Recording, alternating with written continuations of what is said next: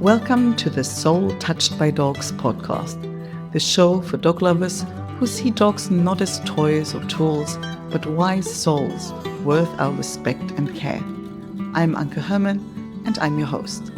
I talk to awesome humans, people who do great work for dogs and their people.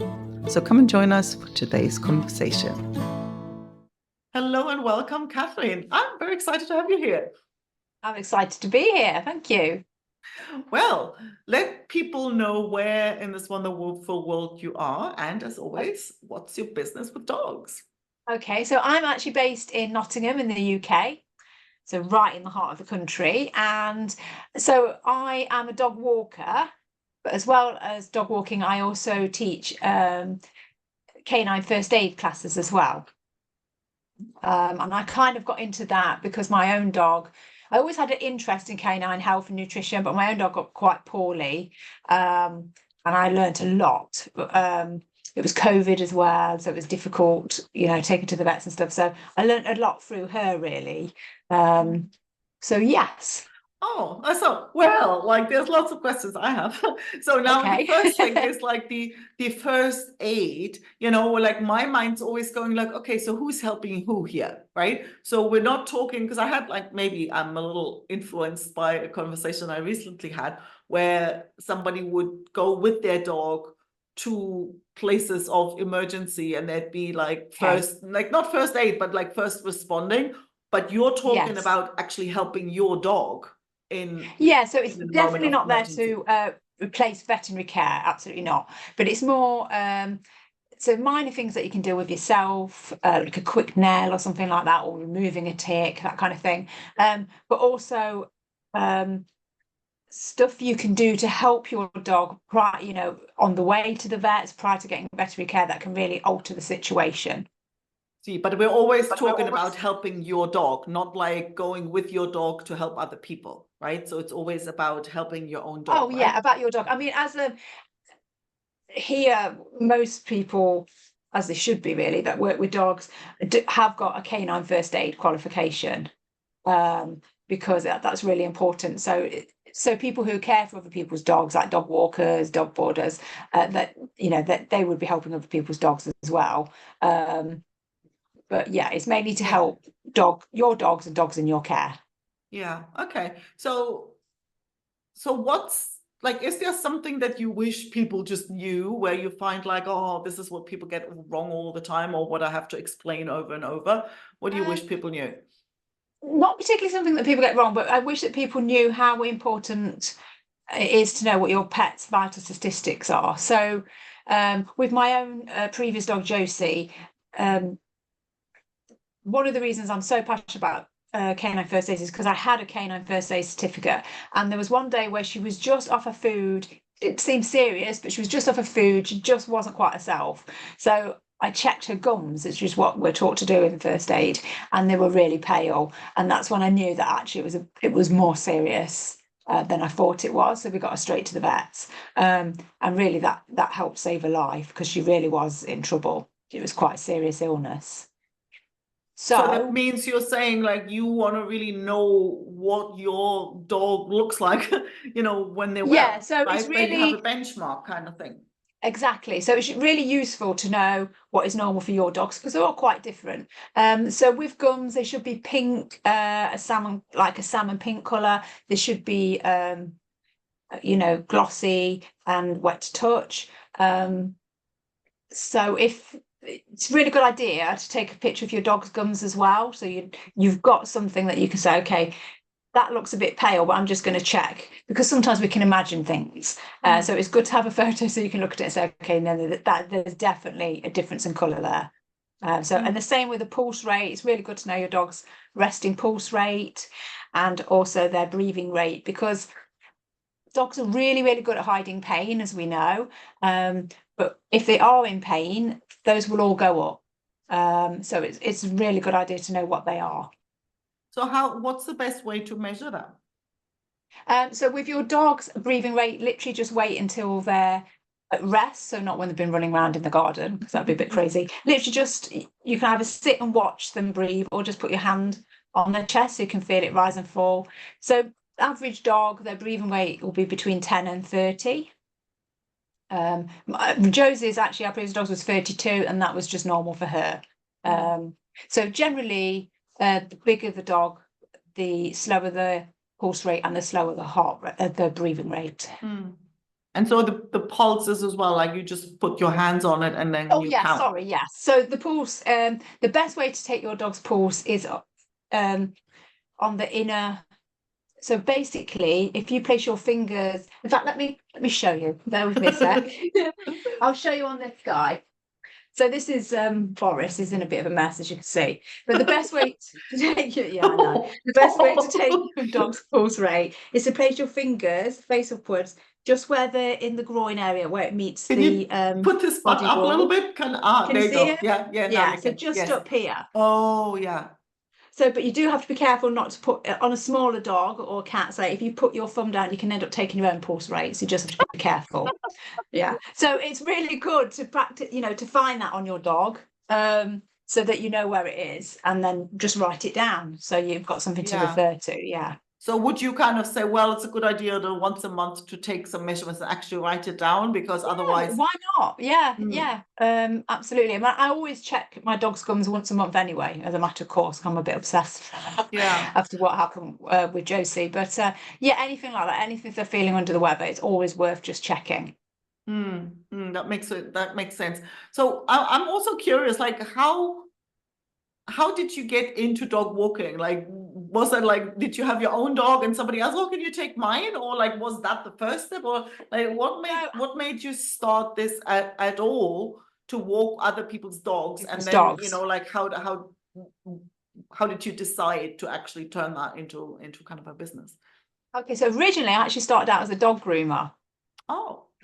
Which personally for me, I found it quite stressful.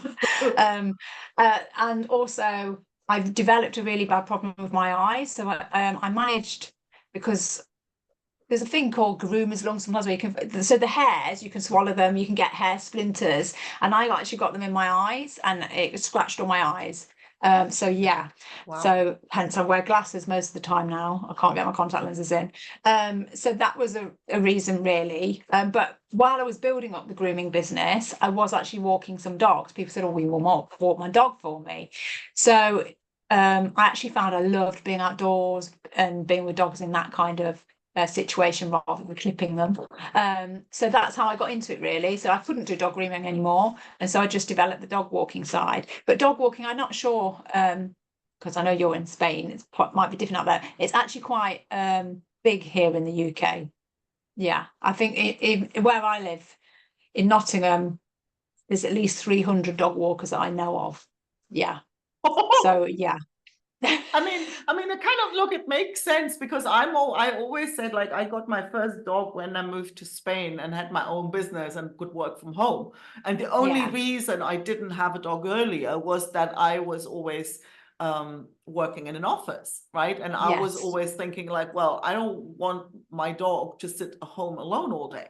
Right. Yeah. So if this concept of dog walkers had existed then, well, hell yes, I would have had a dog. So would you find that most of your clients are basically, they hire you so because they're out working all day, or is that not a common scenario? It's a mixture really. So some of them are out at work, but some of them actually work from home as well. But so during COVID, obviously everyone started working from home, and a lot of people haven't gone back.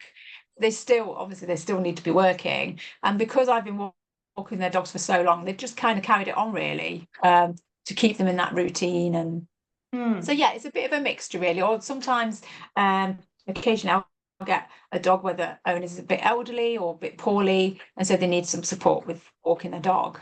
So do you have like a few sort of like permanent, like regular customers, or is it like how many times? I mean, I was always like, I think I've seen it here, like where I live, where sometimes there'd be people who kind of have a bunch of dogs, but it always thinks it kind of like a rescue baby or something. So, how many dogs do you take out, or do you go, could I kind of hire you and say, but I want you to only take out mine, or is that just a fee thing, or would you do that, not do it? Like, how does that even work? No, absolutely. So A lot of dog walkers here in the UK will walk up to 6 dogs. And I haven't got a problem with that. That's not for me. I prefer a smaller pack. So the most I really walk is 3. And yeah, absolutely, I'll do solo walks. In fact, quite a few of the dogs I walk are solo walks because they want so they don't always get on with other dogs, or they're a little bit nervous or that kind of thing. So yeah, I personally do solo walks, and there are dogs out there that will do. Sorry, dog walkers out there that will do as well. Yeah. So you're very fit then, right?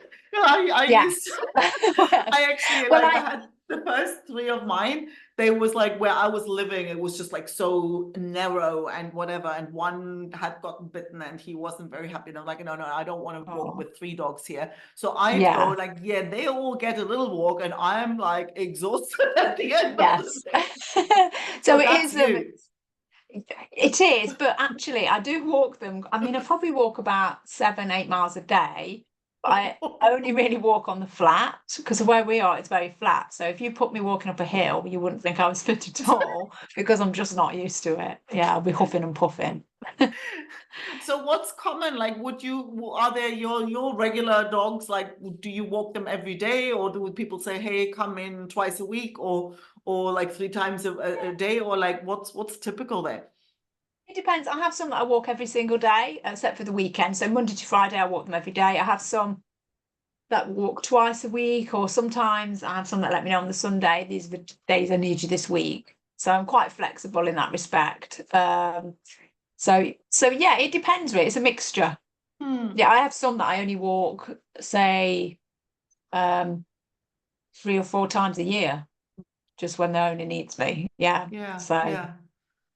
So and is there like what are you then expected like to take them to the vet or something like that if they're or is it like um, strictly we go for in the park, we go for walks or can they go like, oh actually well you reminds me when I did like when I learned how to drive, the driving instructor would go, oh, go here, turn left, go here, and next thing I know, like just park here. And then he used my driving lessons to get his shopping done. oh Right? wow, So, okay. so so he would like let me park in front of the supermarket. Right? So like, would somebody come and say, "Hey, can you pick up some, well, whatever," or is that not So something happens? normally I just take them in the car to the woods or wherever. Obviously, if I needed to get them to the vets, I would do. Here, there's certain rules about insurance. So if an owner wanted somebody to take the dog to the vets, but they wanted to be there, they would need someone with that specific kind of insurance. Mm. Um, so I'm not insured for that, but I would be insured to take a dog on its own without the owner to the vets, if that makes sense. Yeah. Yeah. Sometimes I have done it where they've asked me to drop the dog at the groomers on the way on the way home, which is fine. Sometimes I have people saying, "Oh my gosh, I forgot to take the sausages out the freezer. Do you want me to take them out?" I don't mind doing anything like that. It's fine. So what's your favorite part of this work? Um, I think it's one of my favourite parts is because I do solo walks. So sometimes you get very nervous dogs, and just seeing them, building that relationship with them, and seeing them come out the show is just really rewarding. I think that's my favourite part, really. And some of these dogs have been walking for nearly 8 years, so they really, yeah, I really do love them very much. Yeah. So I mean, if people then go on holidays, would they leave the dog with you? Is that something that they kind of ask you or you consider or? Um, Here in the UK, you have to have a license to do boarding.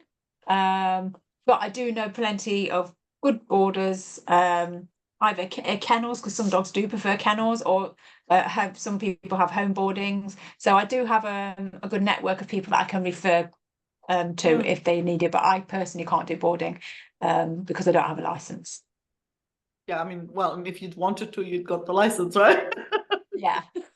I think the thing with boarding is it's 24/7. Mm. Yeah. Yeah, And I it's a mean, massive responsibility. yeah, I guess this way you kind of have still kind of control over your life, so you still have, Yes, yeah. exactly. And I've got my own dog as well, and he does get on very well with most dogs, but I think don't know if he'd get a bit annoyed with loads of dogs coming around all the time. So I've got him to think of. So where can people go and find out more and like say, especially obviously, well, if they live in your area, like, hey, can you walk my dog? But then also I'm thinking, if they want to learn about the first aid, because that's really relevant for any dog owner, like wherever you live, Yeah. where can people find out more and get in touch and all of these things? So probably the easiest way to find me is through my website, which is Mutliz. It's www.mutliz.me.uk, but it's Mutliz spelt the same way as a cartoon character. Oh, I don't know if you've ever seen him. It I was a big don't thing in the know. UK. I don't Oh, for know. wacky I'll check races. it out now. Yeah, no, you must. Okay, that's awesome. Well, thank you so much. Because it feels like it's one of those kinds of work that everybody goes like, oh, I wish I could do that, right?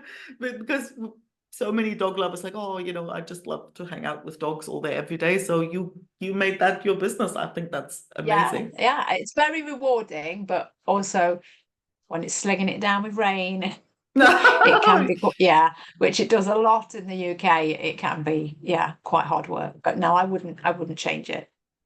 I love that. Well, thank you so much. And yeah, I hope I hope to talk to you again soon and yeah, find out everything about what's new in your world and mostly about how to help our dogs when they need it.